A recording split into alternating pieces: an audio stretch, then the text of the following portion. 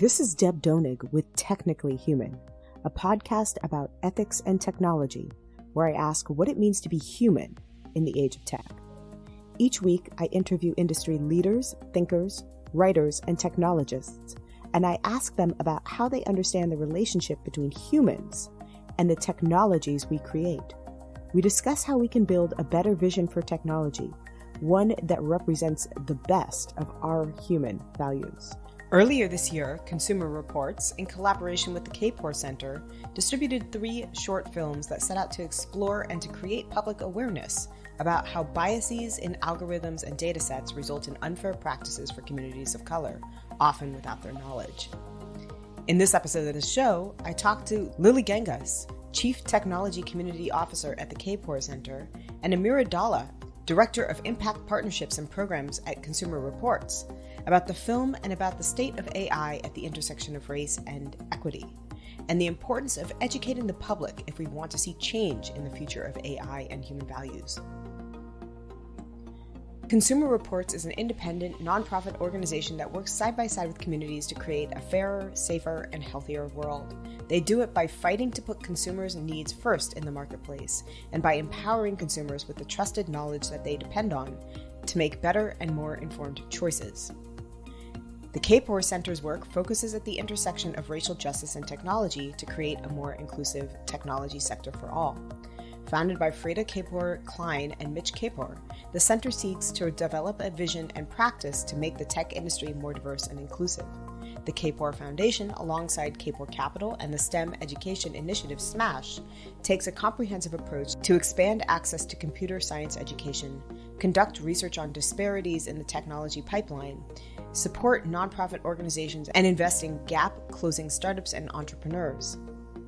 The Kapor Center seeks to intentionally dismantle barriers to tech and deployment of technologies across the leaky tech pipeline through research-driven practices, gap-closing investments, increased access to computer science education, supporting and partnering with mission-aligned organizations, advocating for needed policy change, and more. Hi, Lily. Hi, Deb.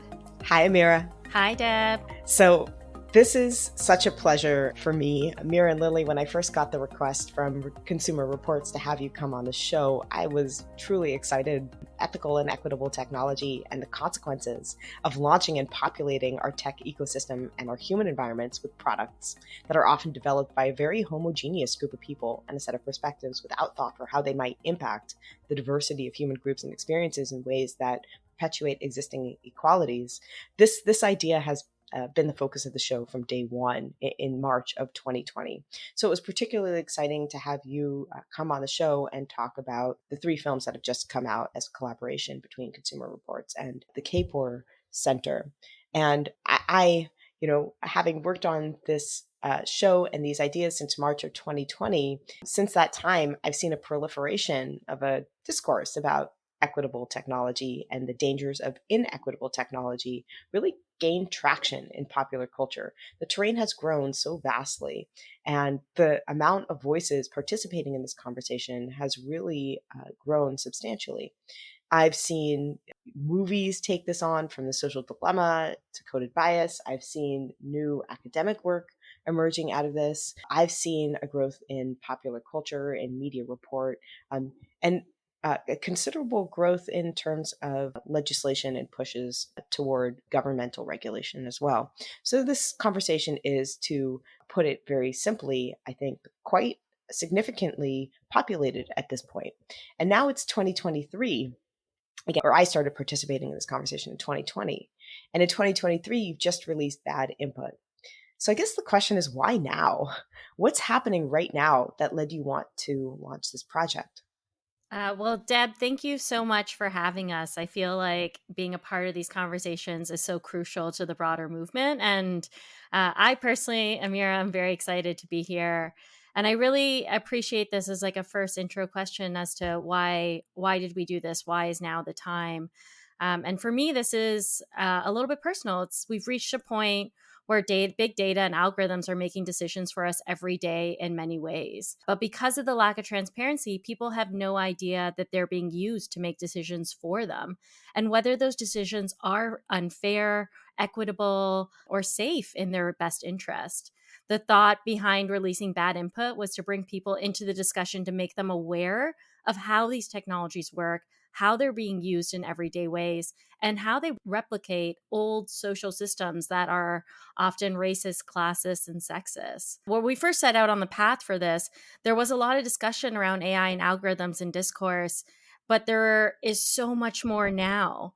And we found at that time there wasn't enough being done around public engagement and how everyday individuals were being able to understand these complex issues, these tools, and the impacts that they would have. And we thought at that point, we need people to understand this technology so they can move from that unknown stage to being activated on how to make it better. We need public understanding and dialogue in a topic that impacts us all, some more than others, before we continue to build it. So at that point, we knew the moment was clear to us. And as we continued through and then launched it this year in 2023, it has become even more part of public discourse. And we're still seeing that people have not fully understand the process that is going on and how it impacts them in their everyday. So it felt crucial then, and it feels even more crucial now that we've launched. I would add as well as you shared some of those examples as well of more mainstream media being able to have the coded biases, right? And types of movies, a social dilemma, and more as we start to see. And to Amira's point, I think one of the part that, and probably coded bias is the one that had a more strategic outreach to get the community to understand, have youth, have different groups, have folks who are not in those rooms of academic, the folks who are not in those tech rooms building the products, having the everyday person, right? And being able to have folks, somebody like my mom, somebody like my cousin, somebody like family members who aren't necessarily in this space, but are probably the ones being the most disproportionately impacted, right? What is their role and how do we engage them? And so I think that's part of the learnings. And as you mentioned, Deb, seeing the a growing opportunity here as well to just educate our community so then that way they have an opportunity to share their thoughts, their concerns, but also ultimately be able to advocate. But if you don't know if you're being impacted, how can you also advocate? And so building upon those momentum of the past years, and I hope that we still continue to see more, because one, two, three films compared to the thousands that come out every year, it's not enough in my opinion. I think that the most powerful tool we have is storytelling. It's being able to share a story. So I would love to see even more and more, especially coming out of the pandemic, where we saw how important, being connected on the internet is, but we also saw how clear it was of who has access and who didn't. And the racial disparities, the economic disparities were very, very evident of who had access to school, who had access to healthcare, who had access to good information. And so we're still living in this backdrop of all this AI conversations right now that are like every day, pretty much there's a new headline. Yeah, we still have, a significant amount of millions of people across the US still not even connected to the internet with the right digital skills to be able to participate, despite their everyday life being digitized around them much more rapidly. And from the Kapor Foundation, which is the group that I represent, where we were able to launch this partnership with Consumer Reports, we saw Consumer Reports huge reach in the community, right? Being able to directly get into homes of millions and millions of people. And we wanted to make sure that we were also reaching new audiences. So for us and the Caper Foundation, we launched our Equitable Tech Policy Initiative, which really focused on making sure that folks are not only participating, being protected, but also being empowered to participate safely, and build economic opportunity as well through all the opportunities that tech can bring. And we launched this initiative back in November 2022.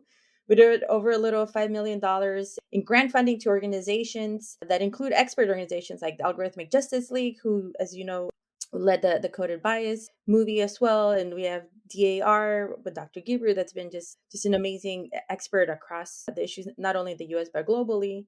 And of course, Consumer Reports and many other partners to help raise the awareness and also continue to build on the infrastructure to ultimately be able to get more of our community voices that are usually left out to participate in the advocacy. That, as we are seeing now, it's even if you're an expert, there's just so much stuff happening. So who is helping translate some of these insights and takeaways to our communities? We hope that these three short films narratives help to start build that. I wanted to actually pick up on that last point because there are, as you pointed out, just so many things happening, not just things happening in terms of the organizations participating, but so much happening in terms of the consequences, oftentimes unethical or inequitable, of technological production.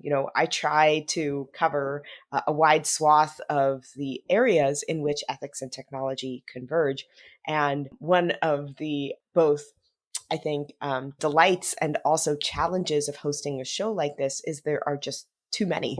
There are so many different areas. It's very hard to kind of pick a focus, because this intersection of ethics and technology and the proliferation of unintended and damaging consequences of technology are really everywhere. And as I mentioned previously, this show has been running since March of 2020. If you go into the archives, you'll see that the themes and the focus points of the episodes have shifted over 3+ years, in part following my own intellectual interest, in part responding to major landmark events in the culture that have called attention to some of the dangers of unethical technology. And so I'm curious, from your perspective, having also worked in the space and having been part of this conversation for a while, what have you seen change? What kinds of focus points are emerging? For me at least, I remember very strongly in, for example, January of 2021, reaching back from November, I was very focused on democracy and tech for, I think, what are probably obvious reasons. Prior to that, there was a strong focus in the show on healthcare and ethics. And now, I see myself spending a lot of time on, for example, large language models. Again, following my own intellectual interest and responding to the culture.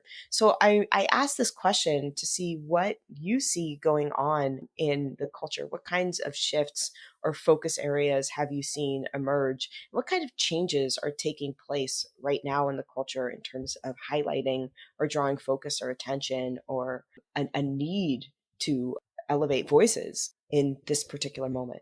It's such a rich question because I wish I can say that a lot of things have changed, Deb, and I don't think they have. And if anything, I think that we're losing that moment of consciousness that the pandemic brought us, right? Where for one, even if it was for 1 second, the entire world was able to see its own humanity and be detached from the technology, right? Being able to actually see your neighbor go out, and or like just the different challenges that we saw for the moment of period, I think made people a lot of, I hope, made a lot of people really reflect, especially the ones with the most privilege, right?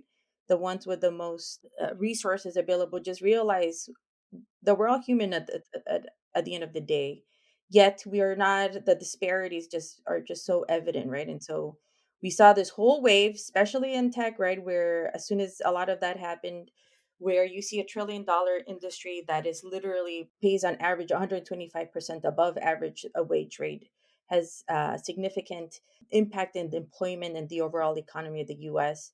And when we were at that point, we saw the downturn, right? And then when we saw the George Floyd moment come in, and then we saw all these companies suddenly flip on the other side and started hiring more, and then we saw these commitments, and we started to see more growth. And then now, fast forward to where we're at, we're getting to a sense of this year of, and we can look at some of the layoffs, right, in the tech space. Again, that similar downturn, we're again going into another election cycle, so it feels like we're repeating the history of these patterns with different topics that come in and come out of people's attention. Yet underlying is we're still seeing the folks that I support and I work for every day and day in day out, which are our communities who are not part of these conversations, the folks out in East Oakland, right, that are sometimes aren't even being provided the resources that are needed in their own language.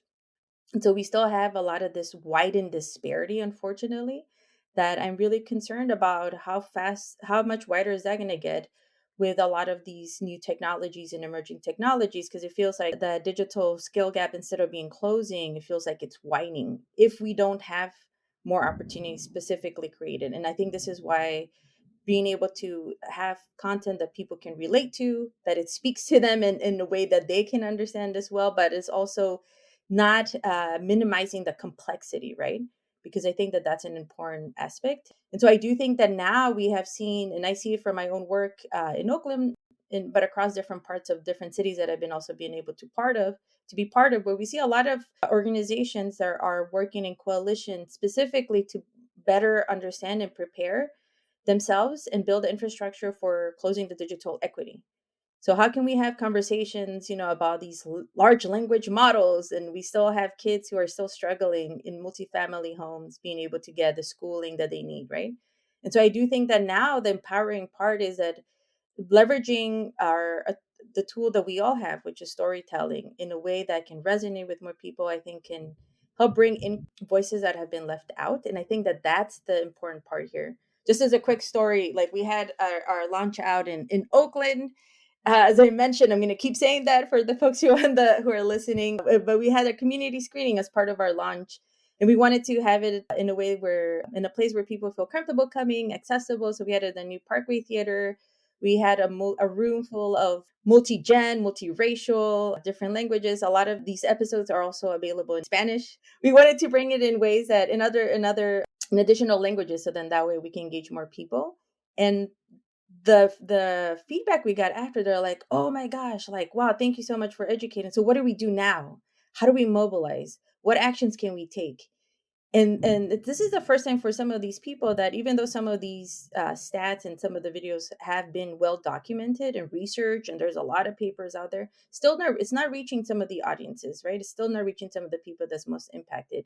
But now with that event that we had in Oakland, where we had folks come in, now we have community partners that are interested in hosting their own screenings. We have conversation starters that for people to start to enter this conversation, right, and be able to also participate along the ways. I think it's part of the culture that it's not unique to this specific work that we're doing, because we've seen it in many different formats, right, across the years. But I think it's being able to, for us to bring this unique partnership and bring in some of these different organizations in a way that can be more easily found, right? If you go to badinput.org, you'll see a lot of different organizations. We're going to keep adding them in. We're going to keep hopefully helping the community who may be totally new to this topic have an entry point, to be part of the conversation and to also be part of the solution. I would love to double tap on a couple things Lily mentioned, because all of those were really important points. The first is that it's really hard to feel like things have changed. And that's because what both of you identified is that we've been so reactive instead of proactive. And so when we react, we end up being like, how do we address the harm we've caused versus how do we prevent the harm that we're creating? And I see that so much right now as the conversation has gone on to the next, which is like generative AI, because we're in a race to produce technology. We don't need a race. We just don't need a race. When we race, things go wrong, and then we have to be reactive versus proactive. And we don't properly account for what we're designing and how it impacts people.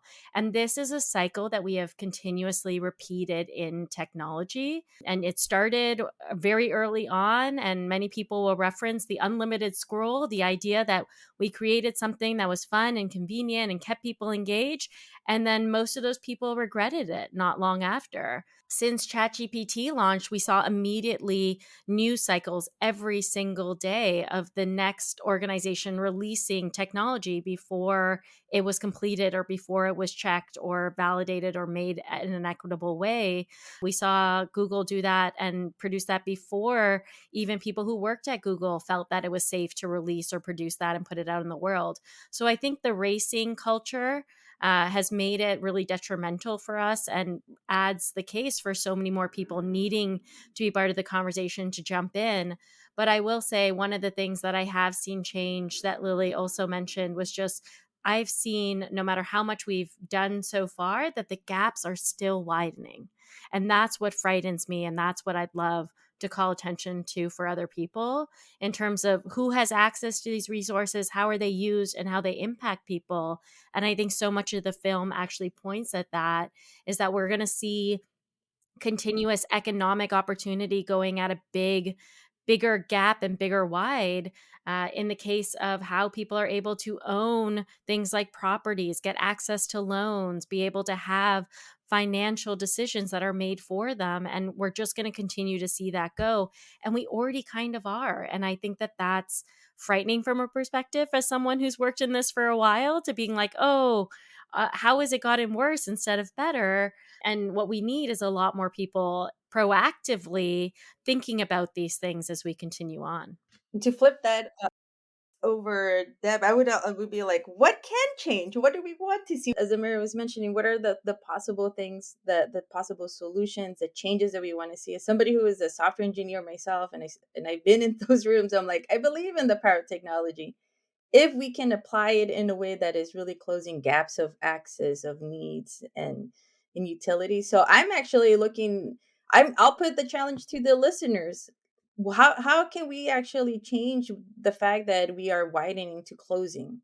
What's missing? How can we further innovate? We have so much tremendous power and technology and information under fingertips if you have access, right, to be connected. So for those who have access and have the privilege, how are you innovating? What are you changing? What are your motivating factors for this? So I would love to I think we're really at that intersection point. We got to flip it. We got to flip it from reactive to proactive to innovative, and having that inclusive opportunity to really really unleash all the innovation that technology can have. And we can't keep creating, economies of harm and undoing those harms, because we're going to just end up in the same place without actually looking at how we can close those gaps and create new systems, new worlds, in a way that is reflective of the demographics, right, of the change that we have in the US, across the world. So looking forward to what the listeners have to say on this topic. I mean, I want to respond to a couple of these things here because I love the challenge. It's really exciting. And, for me, it's oftentimes very disappointing to see that the technological innovations that get funding and that emerge are so asymmetrically related to the areas that actually need support or that might advance the quality of life for a diversity of people around the world. And Amira, to catch on some of the things that you said, and Lily, to pull in some of the things that you said as well about both the speed of technological progress, which you argue we don't actually need, as well as the direction of technological progress. I agree with you on an ethical level that the speed is unnecessary and damaging and harmful. But I don't think it's a big head scratcher as to why technological progress advances with such a rapid pace without oftentimes slowing down to think about the consequences. There's a lot of talk, especially in Silicon Valley, where I live, I hear it all the time about technological production advancing toward building a better world or making the world a better place. Ask any tech innovator who is, creating a new Uber app to move chickens around, what they're doing. I'm using this as a farcical example. And they say that they're changing the world, right? Again, a farcical example. And I've built up a little bit of cynicism, and I'm going to apologize in advance for the cynicism embedded in this question, because I do try not to be cynical, but I think it needs to be said. The problems that the films have pointed out are just very well known and documented, and they have been for a while. I appreciate that the films are bringing these ideas to the public, but Cathy O'Neil, in her landmark Weapons of Math Destruction, very thoroughly outlines the dangers and consequences of AI in mortgage lending, the subject of the first film, in terms of perpetuating inequality. Coded Bias, a very popular film, and many other very visible projects. People across the board have been thinking and talking about the power inequalities perpetuated by facial recognition. And famous thinkers in medicine and across academia, medical practices, and law have shown the dangers of algorithmic bias in medicine, from Harvard's Professor Evelyn Hammonds to Dr. Robert Pearl, the former CEO of Kaiser Health, to the famous sociologist Dr. Anthony Hatch, all of whom I've hosted on the show in separate episodes to talk about this issue and their expertise. So I'm very well aware, and I think many people in the public are also very aware of the dangers of technological products and the ways in which they spread inequalities. But for all this talk and widespread knowledge, I have not seen very much actually change. As you pointed out, I think that you see this as well. In fact, I would argue that these technologies are proliferating at higher rates than ever. They're moving faster than ever. Witness, for example, the current proliferation of large language models, LLMs, which I predict will do a lot of the harm or perpetuate or escalate a lot of the harm that I just described in encoding ideas and biases from the past. In entrenching them further into a knowledge economy that ways are going to be deeply inequitable. Just to give one small example, LLMs such as ChatGPT use the writing available on the internet to generate new text. And since the writing on the internet is, and this should be obvious, unequally representative and vastly overrepresented by a particular group of people, educated, geographically located in the West, wealthy, white, and male, those kinds of voices are going to be even further entrenched as LLMs spin out new content and then absorb that content and start to feed it back as well in a kind of ongoing feedback loop that I think more tightly constricts whose voices we will hear and listen to. And as I said, I don't think that there's a lot of head scratching about why nothing changes, even with so many resources and so much knowledge, and that knowledge so widely available about the inequitable nature of AI. To me, at least, it's obvious. AI is enormously profitable when it can compute and assess and predict using quantities of data that humans cannot process. It's incredibly efficient. And if individuals, oftentimes the people who don't have the power to fight back against algorithms or challenge them, or don't have the technical knowledge or the knowledge of how to fight for themselves in systems, or the time required to fight for yourself against a system that has, for example, denied you a loan, there's a kind of perception among those who are generating these technology and profiting from them that that's kind of just the cost of doing business. The individual may just have to kind of suffer for the benefit of making things more efficient for companies or processes. So companies that create AI are enormously profitable. And because they're enormously profitable, they get venture capital funding. They make money for shareholders. And for all of that language that I talked about in Silicon Valley about changing the world with big ideas and disruption, what I think ultimately matters in Silicon Valley is a financial impact. In fact, I think disruption is largely incentivized by market disruption, not technological disruption. Again, I'm apologizing for my cynicism, but I oftentimes wonder, does this knowledge actually change anything if the financial structures that undergird technological production or the financial incentives that mobilize technological culture don't change and change in fundamental ways? I don't see a possibility for anything moving forward. I don't know what any of this thought ultimately comes to. I mean, maybe it changes the conversation, but I'm not sure that it changes the system if the system still rewards things that are financially profitable, and if what technologies get funded and if what motivates technological production to begin with is that tremendous financial reward. Help me, help me, help me with my cynicism. We all feel you. We all feel extremely, frustrated, disappointed, but at the same time, we can't also lose hope, right? We can't also lose our own agency of being able to ask the critical questions that are needed. We can't sit back and let these few, whether the investors, the technologists, or the few people that have access to this, be able to continue to just do as they've done even faster, right? Because that's not gonna ultimately gonna help anyone. And but I totally feel you as far as the cynicism. I think we all, the listeners here as well, like I and is well founded. I mean, I think, but and on that note, I think is that is important to continue to find the opportunity. What this is a really a critical moment to find how do we flip it? What are those levers that we can move, whether it's on a short term, medium term, and long term strategy, right? Especially for the Kapor Foundation, just as an example, we saw, to continue on that cynicism, like we saw that in the last 10 years, at least in when we think about who gets to design and build and be in those rooms that are creating a lot of this technology that we're experiencing, we saw in only 1% increase in the Black tech workforce, right? And this is amidst all these different initiatives. This is amidst all the population growth across the US. This is amidst being able to look at tech ecosystems outside of just Silicon Valley area, right?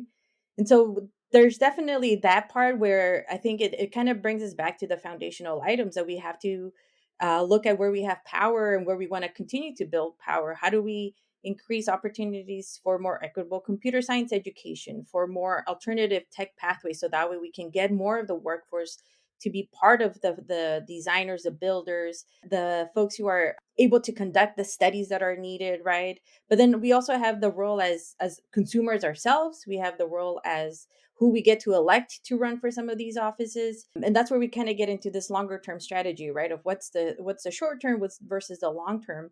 But in either way, in order to be able to develop those types of strategies, we have to have a foundational starting point of understanding and awareness. And yes, for some groups, this might be very accessible information, but it's not for the majority, right? And that's what we keep finding out as we continue to do this work, especially when we look at a lot of the organizations who, I'll keep sharing the example of the pandemic because I lived through it and I continue to see it, but I see a momentum there that I don't want us to lose, which we saw organizations that never saw themselves as tech companies, never saw themselves as tech oriented, whether they're the ones that are feeding some of our on-house, whether they're the ones that are helping parents continue to get educated to help their kids, whether they're immigration services, etc., across the area. But now they all have looked at investing their own internal infrastructure, right? Of how can they leverage more technology themselves? How are they upskilling their own workforce to better send services? So there's a new appetite, I think, here. But we also want to make sure that those folks who are on the front lines, we saw them also be directly targeted, as we saw through some of the cyberbullying, the attacks. So there's this is a digital rights safety issue. This is one of the reasons why, at least from us, from a Kapor Foundation, we want to make sure that we are helping build the infrastructure that has been missing and it's needed, specifically for all those different organizations that I mentioned who are doing the direct work day in and day out. Organizations, as you mentioned, Dr. Sophia Noble, who is helping build that infrastructure. We funded some of their work. We also funded some of the other organizations, as I mentioned, AJL, DAR, and so many that I think is needed. And if anything, on my end, what I would love to do is do a call out for all the different funders who aren't necessarily funding this type of work. They might not be in the space of tech, but we really need you to be part of this conversation. We really need that support to be able to combat our own cynicism, right? That is well founded. But this is a time for all of us to really continuously stay informed, educate each other, but we need to do it in a more intentional, integrated way where we are also centering on the voices of the ones that are the most marginalized. And I would say that I would love to see more, especially as we get into the tech policy conversations that I've been part of. The racial disparities, yes, they're mentioned, but they're not directly being centered. And I think that that's the part. We can have all this amazing technical research, but if we're not getting to the core of why are we even got here, which is just the fundamental racist structure that this country was built, then we're really just circling around. And I think this is a time that it's so obvious, especially as we see with the bias in all these algorithms, right? And we've seen all the data, the studies, and there are still people who still are circling around. Well, this is the wake up call that we cannot be circling around. We have to find a way to better resolve that. And that requires having the right representation across the entire building cycle of all these products, across the entire usage cycle of as consumers, as policymakers, as educators. And so I think that this is really a time and space that, because we're all tech, we are all officially tech, right? Whether folks believe it or not. And I think we each have our own role to play in this time and space.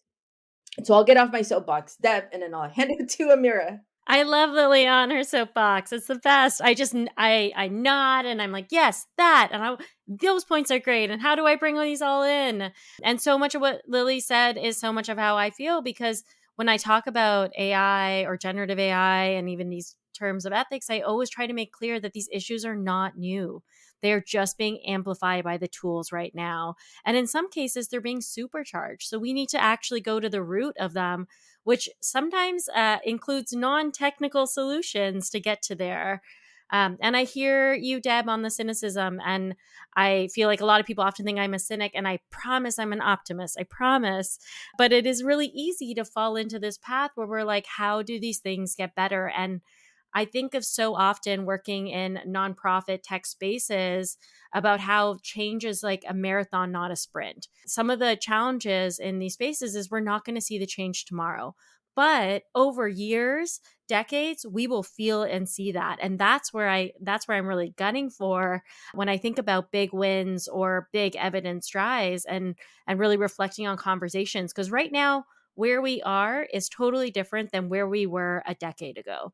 And that to me is change and how we have fueled a conversation to bring so many people in the door.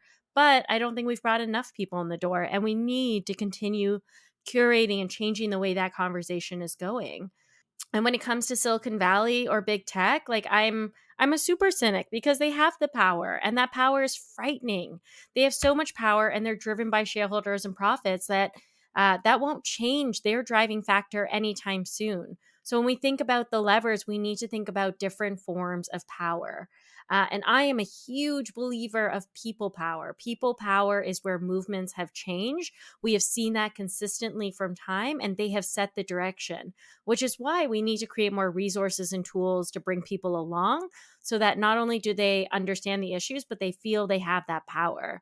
And truthfully, in big tech or Silicon Valley, one of the issues that's really come into play that has brought us to where we are is the lack of decentralized power across organizations. And so I'm really happy for the Uber for chickens and I want them to succeed. I also just at the core don't want them to get eaten up by Uber. And we need regulations to allow that to happen so that a lot of these companies can actually live separately and bring different versions of power so that we have the ability to change them.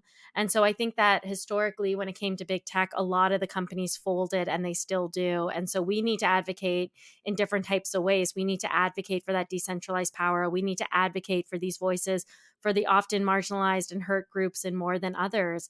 And I think people sort of get that. It is a little bit of a struggle on how they do that still. And that's where we're really trying to lead some information. And I think often back to a survey we led recently at Consumer Reports that asked individuals who was responsible for protecting the privacy and security of ourselves. And not surprising, about 33% selected the federal government and 32% chose companies, but a whopping 25% picked individuals. And while I actually want to place most of the responsibility on the government or companies, I think individuals know that they have a role to play in this. And that to me is a form of power. That to me means that individuals know that they can vote with their feet, they can hold people accountable, they can protect communities. And that to me is where my optimism comes from, because holding on to that people power and many more of us believing we have it, can make that change and can push for that change that we want to see in this industry. Let's take a second to talk about the three short films themselves. Each of the three films that make up Bad Input as a kind of whole focus on an area in which AI may cause harm. The three areas include mortgages, medicine, and facial recognition. And just to quickly explain what I think the premise of all three films are together, for listeners who maybe haven't seen the films, what Bad Input together foregrounds is the way in which artificial intelligence causes harm, particularly for historically marginalized groups. In very basic terms, and again, this is just some background for listeners, AI is a kind of automated computation that uses mathematical formulas or algorithms to process often large amounts of historical data amassed about an issue or a topic or experience in order to allow humans who cannot, in a sense, compute that vast amount of data to perceive or synthesize or infer information. And the value of AI is often in its ability to take that large amount of data and provide information about an individual case. So, for example, a podcast listening platform might use AI and amass data about people who have listened to your kind of shared listening preferences or habits, or your educational background or your geographical location, to predict and to suggest to you that you might like this podcast. All good, right? So far, I mean, it's sometimes helpful to have that kind of predictive ability. It's great to have AI that can really target and pinpoint and specify and elevate certain content that seems intuitively to be interesting to us. The problem is, though, that the data oftentimes includes biases and historical context of inequality that get embedded in the algorithm. So, to take this listener platform algorithm as a case, say that you come from a group of people who historically did not have access to education or white collar jobs, or you live in a geographical location that hasn't historically seen populations go to college because of poverty. It's not very likely that anybody who comes in that demographic will have recommended to them a podcast from an educational institution that's talking about technological production. So even if you are the kind of person who might be impacted by the unethical consequence of technology, this podcast, for example, may never get recommended to you. You may never come across it because of those historical biases that are embedded in the algorithm and in the data itself.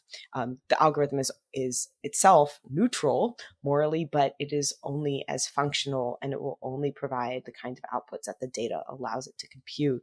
So the outcomes that get embedded in the algorithm are ahistorical in a sense. They don't take into account the historical reasons for why you live in a geographical area or why you didn't go to college. It just kind of looks neutrally at that data and feeds that data into a process and then gives you an outcome that's a computation of that data. And that data does not account for the historical context or the reasons why a group may not have had certain choices available or has had certain outcomes. But if we're using my fictional example of a podcast recommending system, the data will determine what you may listen to, whose ideas you may end up coming into contact with or not, what you know, what information you have access to in ways that draw from historical context that may have very little to do with your individuality as a listener. And I think the most dangerous part of this comes in when we see that this technological process working this way amplifies and encodes existing biases and inequalities or historical realities that we may want to actually change in the future. And what the algorithm ends up doing is actually cementing those historical inequalities and amplifying them, especially since every prediction or suggestion that an algorithm produces results in a new reality created by that very algorithm, which in turn produces new data for the algorithm, which further leverages that data to entrench the very premise that the algorithm worked out of. And the consequences might be mildly significant when it comes to, for example, podcast recommendations based on geographical data or educational data or previous listening choices. But it's critical in many areas, in particular the three that you point out: mortgage lending, medical technologies, and facial recognition. So I see the prevalence of this effect in so many places. And I'm curious what made you decide to focus on these three areas: again, mortgage lending, medicine, and facial recognition. Why are these three areas for you particularly important and consequential, in your view, to the dangers of AI, particularly, especially as I've just described its ability to encode and intensify historical inequalities or conditions and to program, so to speak, the present and the future in so doing? Love this question, because I think this is the key of why we wanted to do this work. And I'll just do a high, kind of like a high level broad stroke of why and what we wanted to spark, and I'll let Amira provide a little bit more of the hashtag BTS from the creative side of consumer reports, all the different directors that were involved, the producers, the experts, etc. Because I think that in itself it's a really great learning case study as well, that we would love to have more of the listeners also just learn, and ideally also create.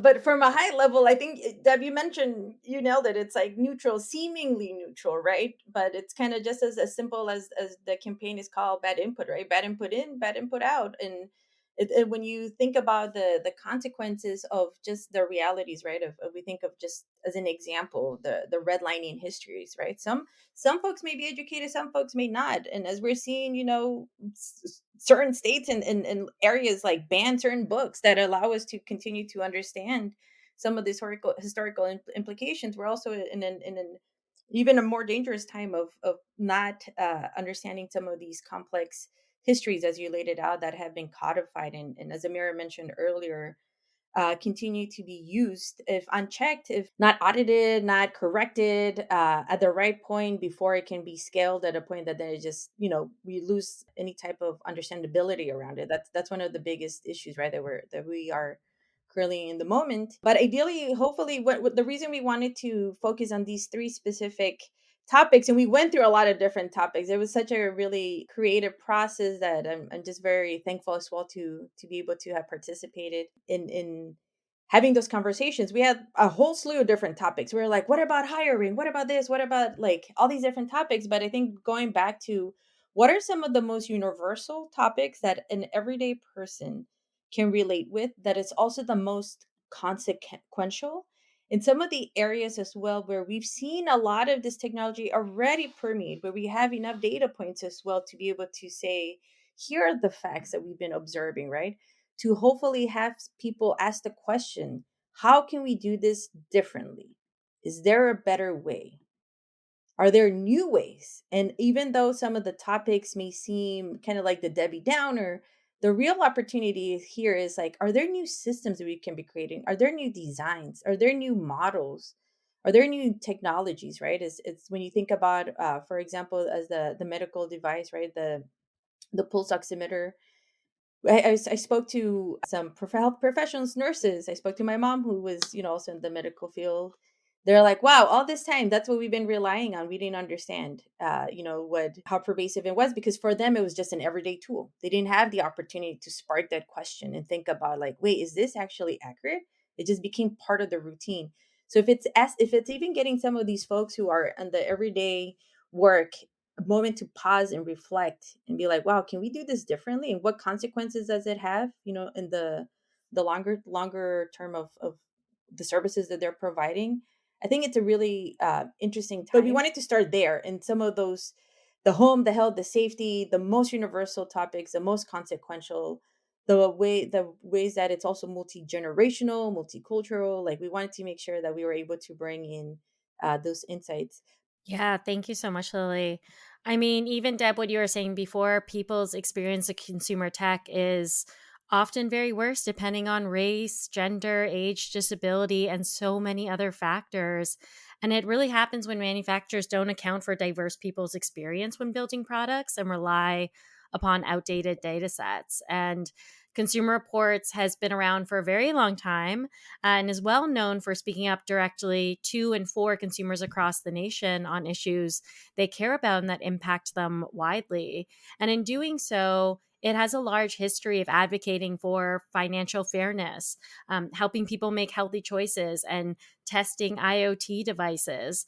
And these are areas that, as an organization, we understand, and we have done a lot of research and reporting centered around prior to even bad input. But more than that, these are what Lily was saying. These are areas that people depend upon at some point in their lives. We rely upon loans for our businesses or our homes. We rely upon hospitals and medical products to help us when we're sick. We rely upon governments and police force to keep us safe. If the systems we rely upon are using faulty or inequitable technology in ways that are harming communities, we need to know and we need to act. And we wanted to cover areas that people could relate to, that they can consider how AI or algorithms might have been used as part of the decision making for them, whether it is a pulse oximeter or buying a video doorbell, and what that actually means.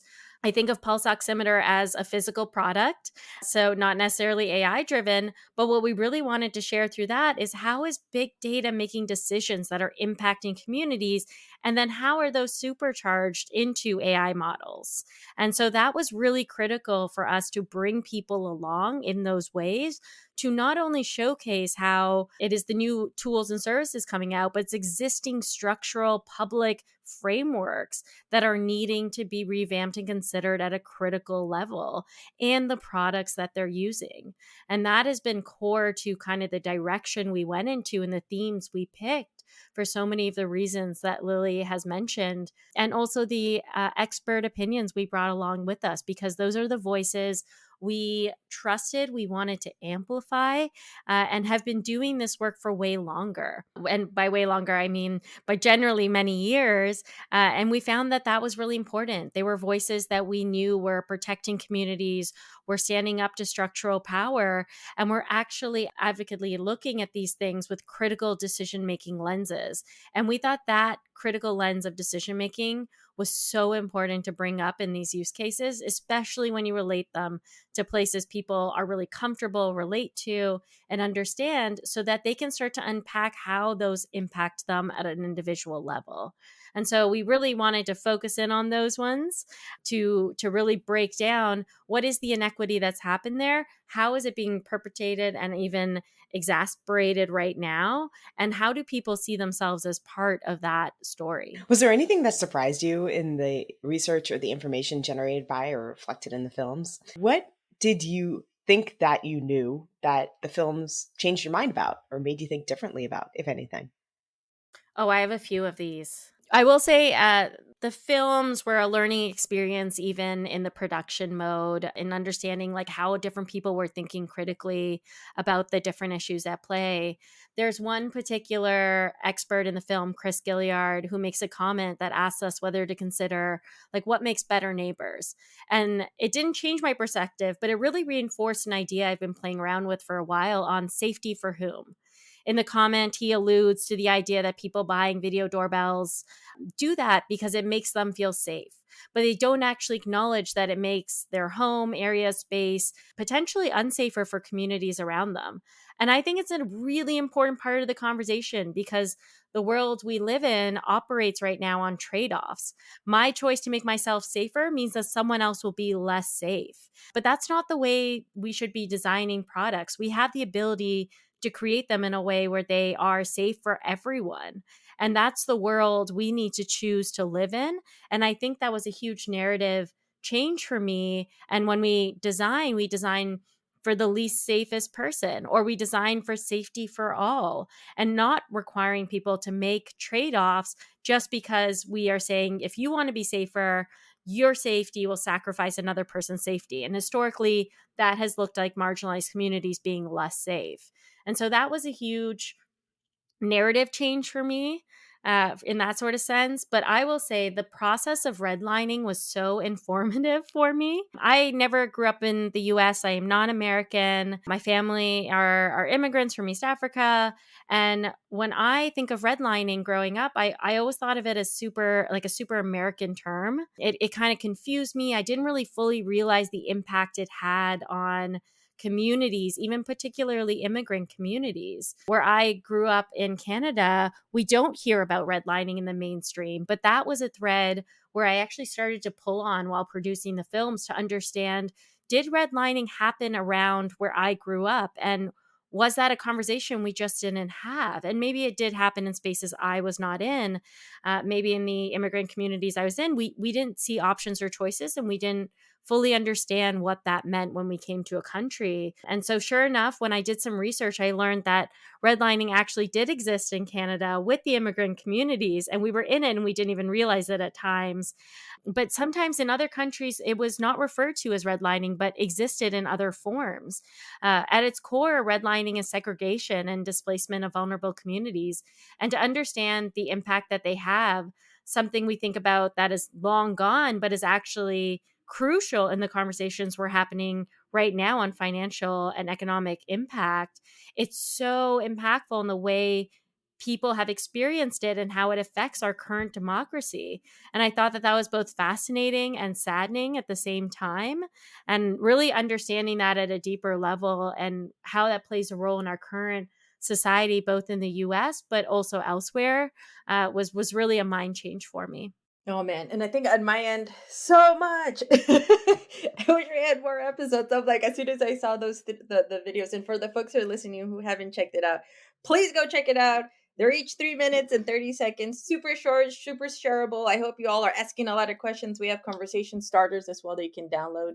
And I think for me, Deb, I think like the part I'm reflecting on just so much. I would say like just at a personal story, when we had the screening out in both New York at the being at the office in Consumer Reports Midtown Manhattan, amidst the Senate hearings, with the White House meetings that they were having, just all this stuff. And for me as a Latina, believing immigrant, didn't speak English, came and now is here in the middle of Manhattan, about to go speak on this topic, was a full circle moment of like, wow, this is like the power of technology is can be very important, because I wouldn't be here if it wasn't for that, right? I got my career started as an electrical engineer, software engineer, mostly because when I was young I didn't speak English and I went straight into math. And so that was my universal language, and to be there and to be able to provide this opportunity for different circles of people, right? Because we know there are a lot of bubbles that we're trying to break through having conversation starters like this was important. And I think for me it was also the question of like who's missing from the room, right? When I went to Oakland, I felt a little emotional. And Amira, I didn't get to tell you, but I felt emotional right before we were going in, because it felt like, all right, we are bringing up some really hard topics about people's safety, about how they're able to get access to home and how their home may be valued differently by because of their skin color. We see those headlines, but when for people to see it directly, right?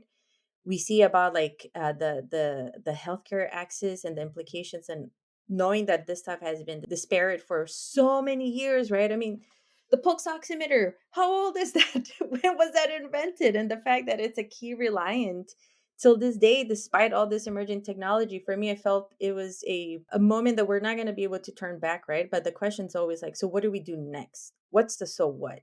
How can we mobilize people? Because one thing is stirring people up, but if there's no direction of what happens next, I think that's been the biggest realization of being able to say, well, how do we help organize? Fortunately, there is an infrastructure that exists, has existed, as Amira mentioned, from the movements. Now we just have to add this new toolbox.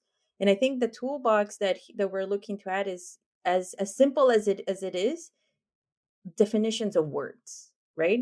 When we think about all this tech space, and I come from that space, I also did tech strategy consulting, so believe me, I know all the buzzwords. But if we remove that and we make it just as simple for people to understand, we can unlock so much more better solutions, new ideas, new excitement, and being able to flip the current time that we're in, and give folks that opportunity to design, to think about different ways in systems. Maybe credit scoring is outdated. Maybe we need something different, fundamentally different, right? Maybe those models will come in from some of the indigenous communities models that have existed for many, many, many, many aspects, right? That we just haven't been able to bring to the mainstream. Maybe there are different just examples or ways of that we can tackle. And I think that's been the biggest part for me. The realization is how can we, what are we going to do after this? What is the difference, right? And for me, it's just really I hope and I'm optimistic, and just having people be like, well, here's a whole different idea, or here's, now that I know that we have this toolbox, now I can, use it this way. And so I'm actually excited to see how we can get more people to build solutions that are leveraging some of these technologies in a way that is changing it. And I think that this is a good step forward, keeping in mind that there is, many, many different organizations that are doing this work day in and day out from different levels of expertise. And we hope to uplift them, to have them be more describable, and to be able to support that infrastructure that's missing in a lot of the areas that get overlooked. And the redlining, I think, concept for many people hopefully brings it into bear of why we need to be much more vigilant, why data matters, why the data we collect matters, but also asking ourselves, do we need to be collecting all that data, right? And as somebody who did the redistricting in Oakland, the community power and voice is something that we need to continue to invite. And as we saw in the Oakland screening, they were there and they were ready to be like, all right, so what's next? What do we do? So I hope that we can continue to bring those supports needed, and continue the work forward. What other issues at the intersection of AI and equity should we be thinking about or taking seriously? What issues around AI and equity and ethics are we not talking about that we should be talking about? What keeps you up at night? So much keeps me up at night. There's so many issues, and I know that can feel overwhelming, but I think a lot about the issues that are not necessarily in the mainstream discussion right now. I think a lot about emotional trauma. There are ways in which AI and generative AI that are used right now that leave people in a way that feels super vulnerable and emotionally charged. And some of that stems from the trust in information that is shared. I think about all the propaganda or misinformation at scale, and how that is going to create like long-term emotional impacts on people because of serious consequences that it can lead to.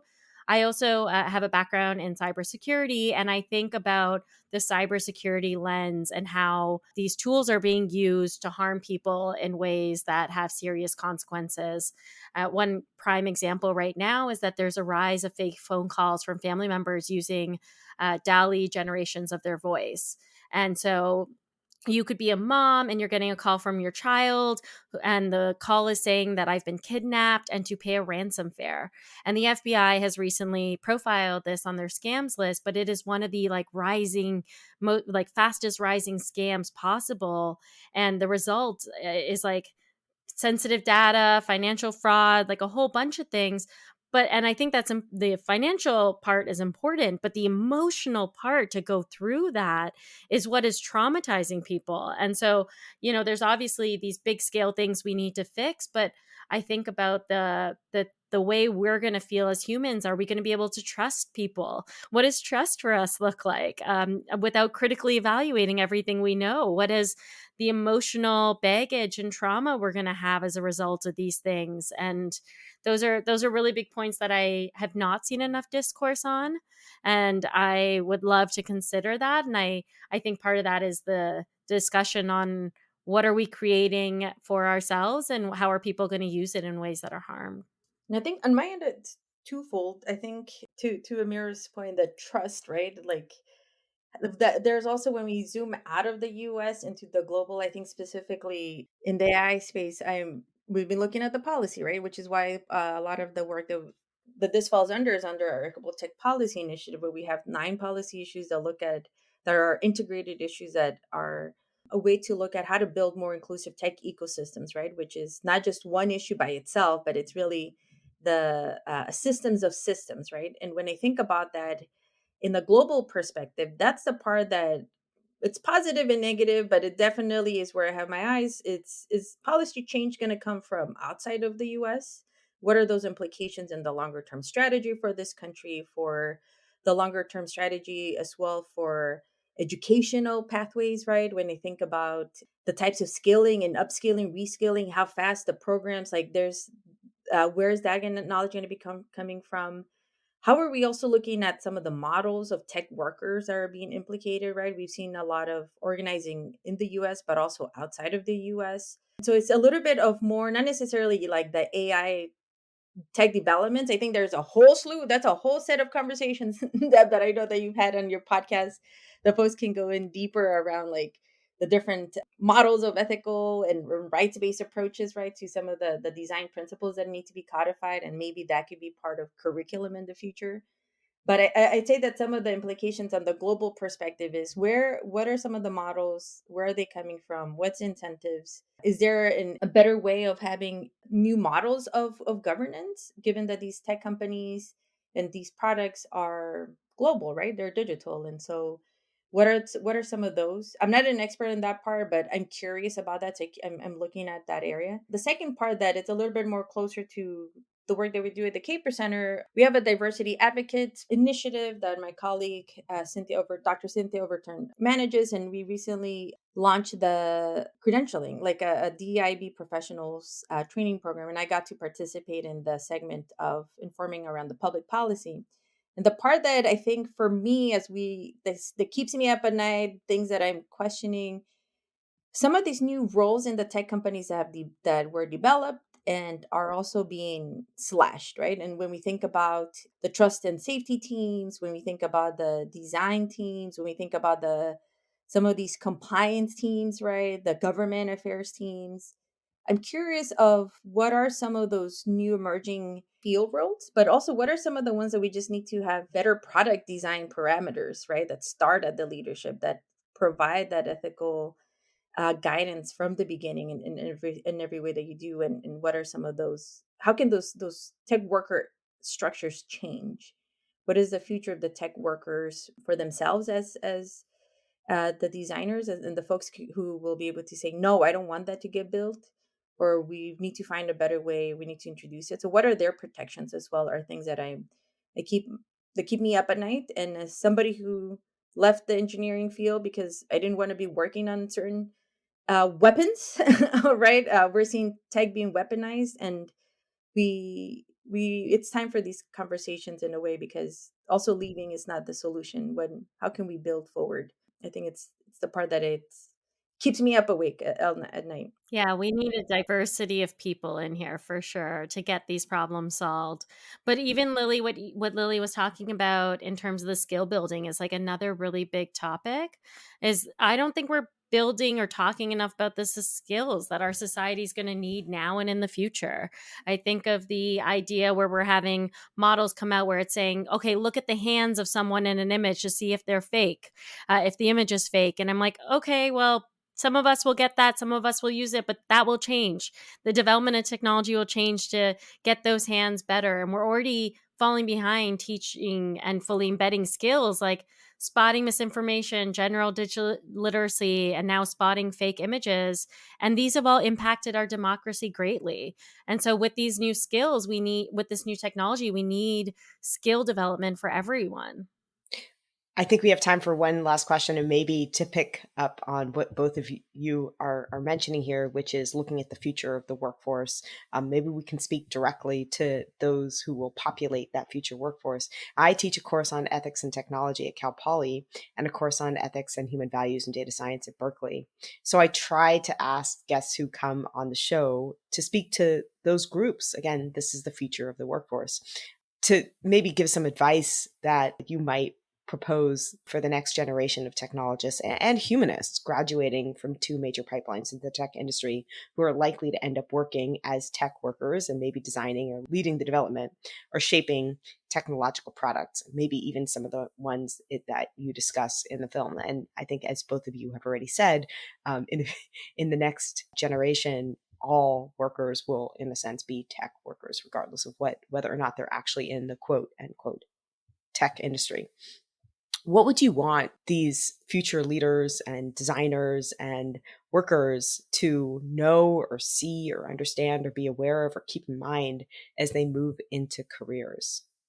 I love this question. Probably the $1 million question, because this is around where the solutions information, right? I think, man, I think that for me, I would really love for folks to think about the problems that they're solving, because I think we become in this space, especially with Silicon Valley, where if you've been sold this narrative, right? We see these on the TechCrunch and all these different places. So and so raised X amount of BC money to do X, Y, and Z. And I always think about like, okay, great. Well, like, what problem are they solving? What impact is it having? How innovative is it? What model is it? Right. So I think it's a really, especially for the next gen coming up of folks who also have not just only the skill set from math and science and STEM type of skill sets, but in the creative skill sets, right, and the critical thinking aspect, the civics engagement of asking. And this is from a mentor. I did a TEDx talk just on this topic, but it's like, just because we can build it, should we build it? And just because we can scale it, should we scale it? So I think that these are some of the fundamental design questions that we need to be asking more. We need to be able to have folks also think about when they're approaching the different types of problems that they're solving. What's the problem? And not just getting, lost in the curiosity of technology, which I myself can do, right? I love it. That's why I've been in this space. But ultimately, at the day, it's like, what's the problem that we're solving? Why is it important? Who is it impacting? Are the folks who are impacted the most directly part of the solution, right? And how can we also leverage the opportunity to, when you look at the toolboxes of the resources, that could be the technology, that could also be the types of funding you get. What's the right model? What's the right sustainability model? And I think that, especially as we look at different programs in the universities and the next workforce, there's a generation that's being right now given so much more tools and access to information than ever before. But as Amira said before, where's the trust, right? There's a lot of also skill building needed on identifying, just if we continue to rely on some of these automated tools, what are we also giving up in that process? So I would just encourage folks to continue to be extra critical thinkers, to continuously upskill yourself. Like for myself, I've gone through 3 career changes and I still take classes no matter what. I'm still learning about this space as well. And thinking about what are some of the jobs that will, be automated, what are the jobs that will be created, but what are those, which is a majority of the jobs that will need to be partially adapted into this space, and how can we make those be more accessible, more conscionable as well, and what does that look like? So I would just say for those folks, be a critical thinker, continue to upskill and learn all these different tools, and then just making sure that you're really tackling some of the biggest problems that we have in in our society. And just a brief plug that this is one of the reasons why, as part of our Equitable Tech Policy Initiative, we supported the Federation of American Scientists Day One project to launch the first ever racial equity tech incubator, because we wanted to have folks who may not see themselves perhaps as, software engineers working at these tech companies, but they're the ones that are policymakers. Those are the ones that get to work on some of those solutions. And we're starting to see a lot of folks who are career switching that can go from one side to the other. And that was my last point, my previous point of what are some of those new pathways that will naturally come up, that is a much more of a multi-skilled, multi-sector, approach, that I think it'll be exciting time, but also worrying time. But I'll stay on the optimistic and have folks encouraging them to solve problems that really matter, that are, and solve it in a way that brings in the most impacted at the center, and let them be the ones that are solving some of those as well. And know that we need you. We need more people in the responsible tech movement or thinking about responsible technology. I was working in tech for a really long time before I went back to study human rights, because I realized how important that was to being in the tech movement and responsible tech movement and thinking through things really critically. I do believe that a better tech future depends on the people, whether it is combining power to create movements that improve technology for everyone, or it's individuals who are developing new technologies to address the harms others have felt. So there is space for people in here, everyone in here, and we actually depend upon more people coming into these fields and thinking critically. And the one point I would really want to highlight is that everything will change. The world is changing. The technology is moving ferociously. It's changing every day. It's going to be in a different place next month, next year, next 5 years. And all of this will change dramatically, but something I consider that doesn't change is our values. And when we lead with values and practicing designs in ways that are human rights or privacy centered, we can create great things, but not at the cost of people's livelihood, safety, and security. And so I really want to maybe center on that, because I'm optimistic. But I'm also realizing that more and more we need to be able to lead with these ideas, and we need people to know that what you learn today needs to be able to be adaptable to how the world changes and be able to apply that going forward. Thank you very much, Lily. Thank you very much, Amira. Thank you. Thanks, Deb.